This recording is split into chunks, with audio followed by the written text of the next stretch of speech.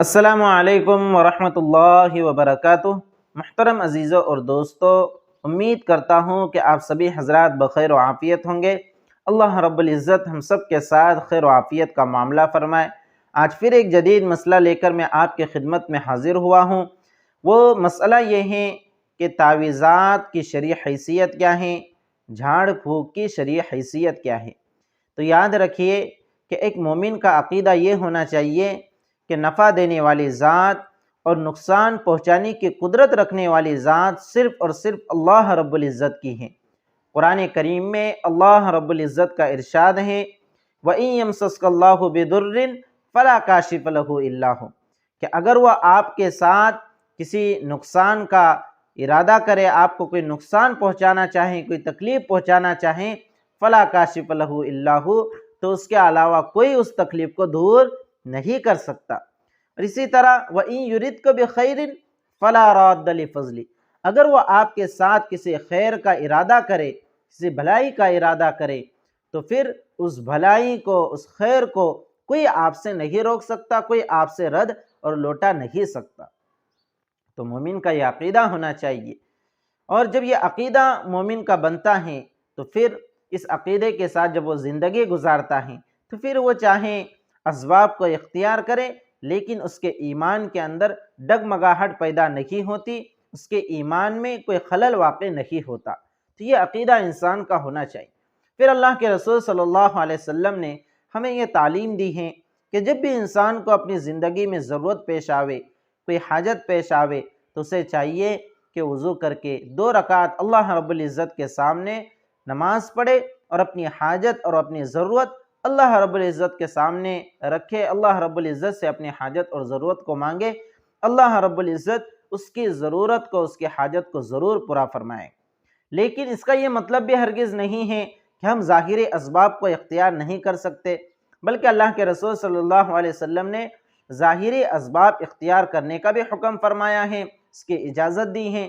اس لیے جب آدمی بیمار ہو تو وہ دعا کے ساتھ ساتھ دوا اور علاج کا بھی سہارا لے، کہ دوا اور علاج بھی کرے اور اللہ رب العزت سے دعا بھی کرے کہ اس دوا کے اندر بذات خود کوئی اثر پیدا کرنے کی، شفا دینے کی کوئی طاقت نہیں ہے، اے اللہ تو اس دوا کو حکم دے دے کہ وہ میرے اندر اثر پیدا کر دے اور مجھے اس بیماری سے کیا کر دے، شفا عطا فرما۔ تو اچھے عقیدے کے ساتھ اور پختہ عقیدے کے ساتھ اگر کوئی ظاہر اسباب کو اختیار کرتا ہے تو اس میں بھی کوئی حرج نہیں ہے۔ اب اس کو سمجھتے ہیں کہ جھاڑ پھونک اور تعویذات کی شرعی حیثیت کیا ہے۔ تو یاد رکھیے کہ جو حیثیت دوا اور علاج کی ہے وہی حیثیت جھاڑ پھونک اور تعویذات کی ہے۔ اس کے علاوہ جھاڑ پھونک اور تعویذات کی کوئی حیثیت نہیں ہے۔ بہت سے لوگ اسے روحانی علاج کہتے ہیں کہ یہ روحانی علاج ہے، بہت سے لوگ یہ سمجھتے ہیں کہ جھاڑ پھونک کرنے سے، تعویذات لٹکانے سے ثواب ملتا ہے۔ تو یاد رکھیے کہ ایسا کچھ بھی نہیں ہے۔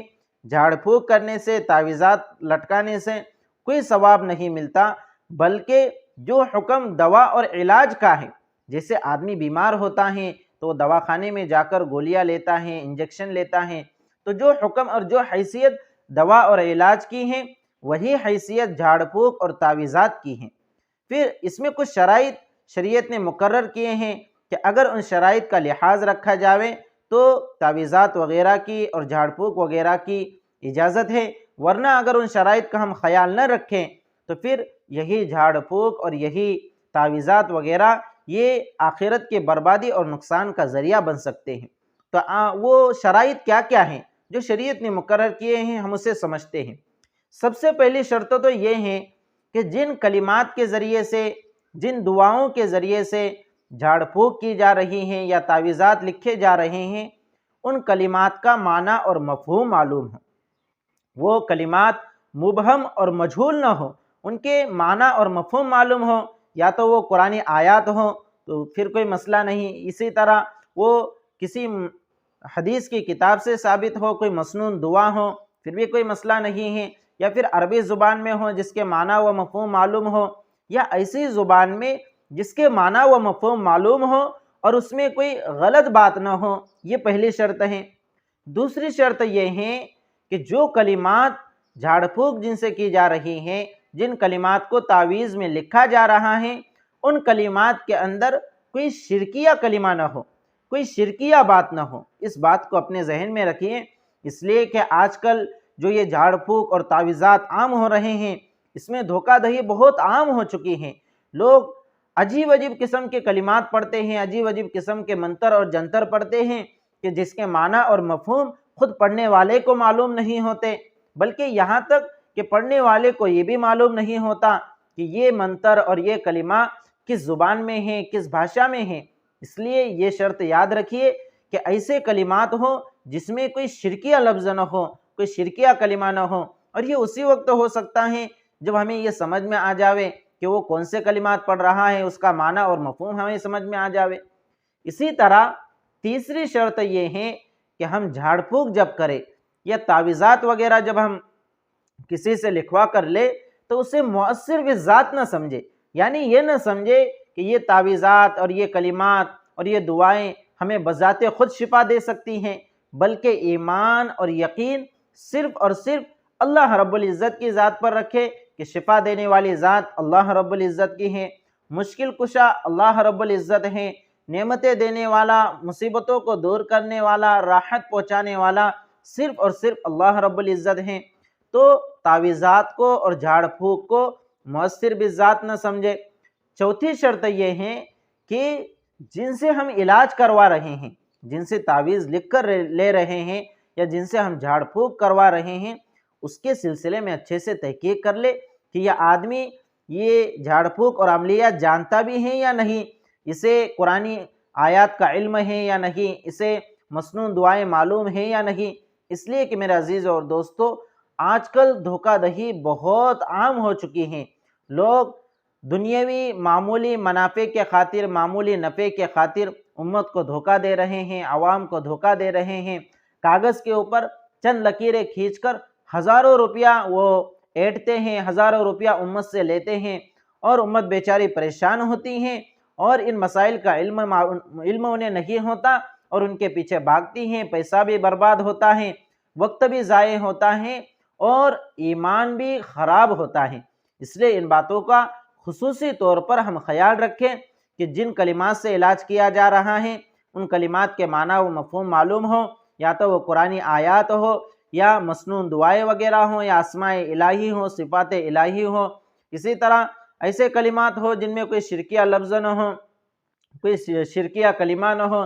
اسی طرح ان کلمات کو، ان تعویذات کو مؤثر بالذات نہ سمجھا جائے۔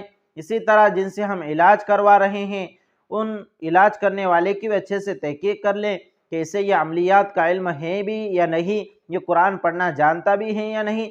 اس لیے کہ بہت سے ایسے عامل بھی ہیں جو ایک وقتہ نماز بھی نہیں پڑھتے، 5 وقتہ نماز تو دور کی بات ہے، وہ ایک وقتہ نماز بھی نہیں پڑھتے، لیکن تعویذات لکھ کر دیتے ہیں، جھاڑ پھونک کرتے ہیں، اور لوگوں کا ان کے اوپر یقین جمع ہوا ہے، یقین بیٹھا ہوا ہے کہ یہ جو بھی تعویذ لکھ کر دیتے ہیں، جو بھی جھاڑ پھونک کرتے ہیں، اس کا اثر ہوتا ہے۔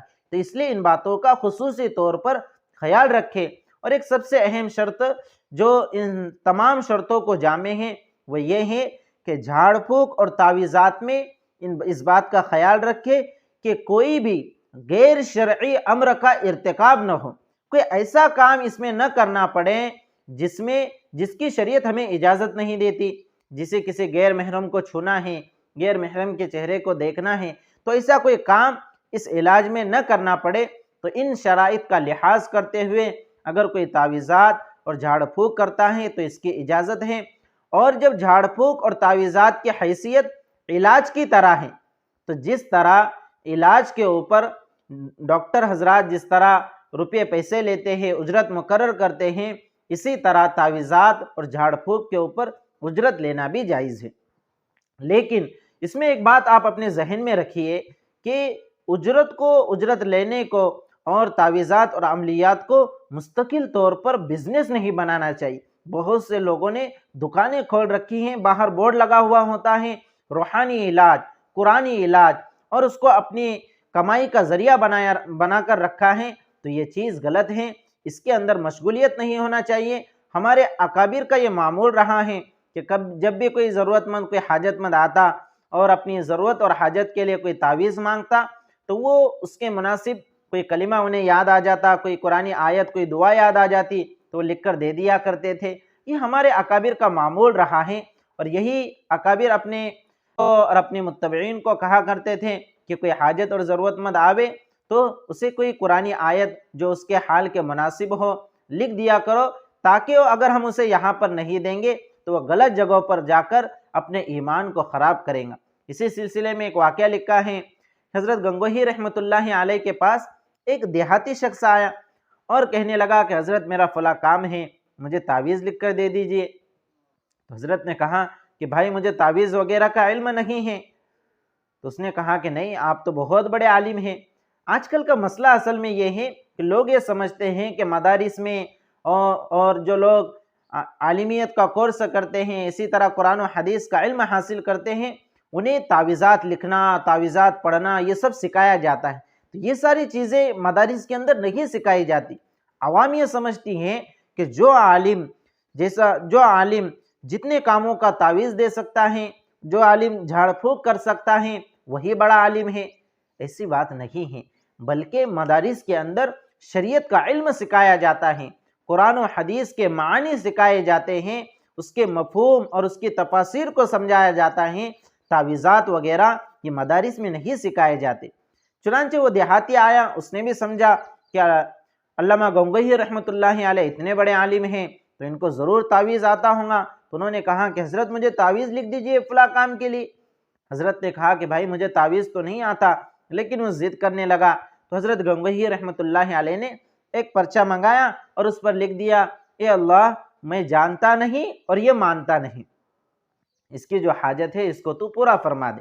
اللہ رب العزت نے ان کی دعا قبول فرما لی۔ چند روز کے بعد اس نے کہا کہ میرا جو کام تھا، میری جو حاجت تھی، اللہ رب العزت نے اس کو پورا کر دیا۔ اسی طرح علامہ تھانوی رحمۃ اللہ علیہ کے متعلق لکھا ہے کہ ایک خاتون علامہ تھانوی رحمۃ اللہ علیہ کی خدمت میں آئی اور کہنے لگی کہ حضرت میری سیدھی مانگ نہیں پڑتی، اس کے لیے مجھے کوئی تعویذ دے دیجئے۔ دیکھیے بہت سے لوگوں کی عادت ہوتی ہے کہ چھوٹی چھوٹی کاموں کے لیے اور چھوٹے چھوٹے حاجتوں کے لیے وہ فوراً تعویذ کا سہارا لیتے ہیں۔ ایسا ہرگز نہیں ہونا چاہیے۔ آپ اللہ رب العزت کے سامنے گڑ گڑائیں، اللہ سے اپنی حاجت مانگے، اللہ رب العزت کے سامنے 2 رکعت نماز پڑھے۔ تعویذات وغیرہ کے اندر مشغولیت یہ کوئی اچھی چیز نہیں ہے، اس کی حیثیت صرف دوا کی ہے۔ کوئی تعویذات وغیرہ کرتا ہے تو اس کے اوپر کوئی ثواب نہیں ملتا۔ اس کے برخلاف اگر کوئی نماز پڑھتا ہے، اللہ کے سامنے گڑ گڑاتا ہے، روتا ہے، تو اسے ثواب بھی ملتا ہے، اللہ کا قرب بھی حاصل ہوتا ہے، اور اس کی پریشانی اور اس کی مصیبت بھی دور ہو جاتی ہے، اور اس کی حاجت کو اللہ رب العزت پورا کر دیتا ہے۔ تو یہ نماز کا فائدہ ہے۔ چنانچہ وہ خاتون آئی اور کہنے لگی کہ حضرت میرے سر میں سیدھی مانگ نہیں پڑتی، تو آپ کو یہ تعویذ لکھ کر دے دیجئے۔ اب بھائی اس کا کیا تعویذ ہو سکتا ہے؟ تو علامہ تھانوی رحمۃ اللہ علیہ نے قرآن کریم کی ایک آیت لکھ کر دے دی، اہدنا الصراط المستقیم، کہ اللہ ہمیں سیدھے راستے کی ہدایت عطا فرما۔ چنانچہ چند دن کے بعد اس خاتون نے کہا کہ اس تعویذ کی بدولت میری سیدھی مانگ پڑ گئی، اللہ رب العزت نے اس میں اثر پیدا کر دیا۔ تو یہ ہمارے اکابر کا معمول تھا۔ تو آپ بھی یاد رکھیے کہ زندگی میں آپ کو جب بھی کوئی پریشانی، بیماری سے آپ کا سامنا ہو، سب سے پہلے اللہ کی طرف رجوع کریں، دوا اور علاج کریں، اور دوا اور علاج ہی کی حیثیت سے اگر آپ تعویذ اور جھاڑ پھونک کرنا چاہیں تو اس کی بھی اجازت ہے، لیکن جو شرائط میں نے آپ کے سامنے ذکر کیے ان شرائط کا پورا لحاظ رکھا جائے۔ یاد رکھیے کہ اللہ کے رسول صلی اللہ علیہ وسلم سے پوری زندگی میں یہ بات کہیں پر ثابت نہیں ہے کہ اللہ کے رسول صلی اللہ علیہ وسلم نے کسی کو تعویذ لکھ کر دیا ہو۔ پوری زندگی میں کسی ایک حدیث میں بھی یہ ذکر نہیں ہے کہ اللہ کے رسول صلی اللہ علیہ وسلم نے کسی کو تعویذ لکھ کر دیا ہو۔ ہاں، اللہ کے رسول صلی اللہ علیہ وسلم سے دعائیں پڑھ کر دم کرنا ثابت ہے۔ اللہ کے رسول صلی اللہ علیہ وسلم نے یہ دعائیں پڑھ کر دم کیا ہے، اسأل اللہ العظیم رب العرش الکریم ان یشفیک، اسی طرح اللہم رب الناس اذہب الباس واشف انت الشافی لا شفاء الا شفاءک شفاء لا یغادر سقما۔ تو ایسی دعائیں پڑھ کر اللہ کے رسول صلی اللہ علیہ وسلم پر بیماروں پر دم کر دیا کرتے تھے، اور اللہ رب العزت اس کی بدولت انہیں شفا بھی عطا کرتے تھے۔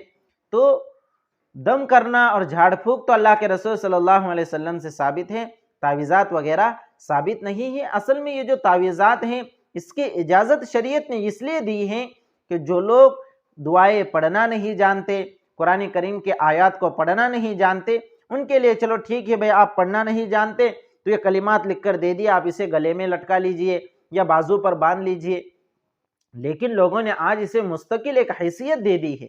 तो तावीज़ात असल उन लोगों के लिए हैं जो पढ़ना लिखना नहीं जानते, न कि उन लोगों के लिए जो पढ़ना लिखना जानते हैं।